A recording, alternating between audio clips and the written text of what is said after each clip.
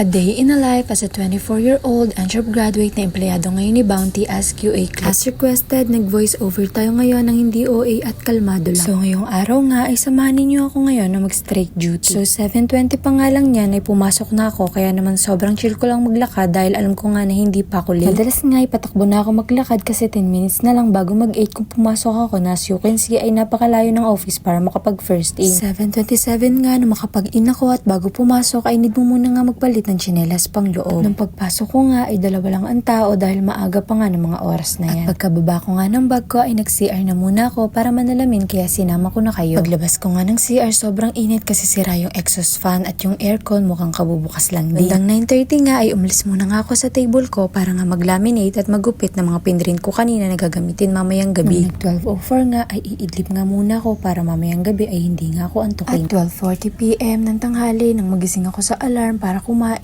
at magtrabaho ulit ng 1 PM. Ito nga 1:03 PM ay nagtimpla na nga ako ng kape at nag-encode ng konti dahil maya-maya nga ipinatawag na kami para mag-meeting. After meeting, fast forward ay umuwi na nga ako ng 5:30 at pabalik na ulit sa office ng mga 7:40 dahil umuwi nga lang ako para kumain at mag-change outfit dahil hanggang madaling araw na nga kami dito. 7:49 na nga ng gabi na makarating ako sa office at nag-mandatory selfie nga lang ulit ako. 7:56 na nga ng gabi at ininom at kinain ko na nga muna yung order kong takoyaki at milk tea. Dahil sobrang kinikrave ko nga yung ganitong combo ng ganitong oras, pero hindi ko naubos yung takoyaki kaya naman hinatian ko yung kasama ko. Nag-encode at nag-prepare na nga ako ng mga documents na posibleng hanapin mamaya sa audit na magsisimula ng 11 ng gabi. Pero 11:30 na nga ay di pa nagsistart at medyo inantok na ako kaya kumain muna ako ng biskwit para malibang. At maya-maya nga ay nag-start na rin ang saktong 12 ng madaling araw ang opening. 12:38 ay pinag-almusal na nga muna kami bago pumasok si auditor sa production area at maghanap ng mga documents. After nga ni auditor sa production area ay umakyat na nga siya para hanapin nga yung mga kailangan niyang document. As clerk nga guys, kami nga nagkikip ng mga records at document na masasabi kong mahirap at nakakapagod lalo na kapag ganitong mga audit. At sobrang saya ko nga dahil na-provide at naibigay ko nga ang lahat ng kailangan nilang documents. Alas 3 na nga guys ng madaling araw at finally ay nakapag-closing na at sobrang saya din dahil zero findings nga daw kami, sabi ni auditor. Kaya naman bago umuwi ay kumain at binalik ko na nga muna lahat ng records na nagamit para hindi pa ito mawala. Fast forward nga saktong 4:46 PM ay nag-final out na ako and finally makakauwi na tayo dahil sobrang antok at pagod ko na dahil sa sunod-sunod ng audit. At hanggang dito na nga lang muna ang ating vlog. Ano guys, okay ba yung ganitong voice over o wag na lang? Comment nyo naman. Thank you for watching. Bye-bye!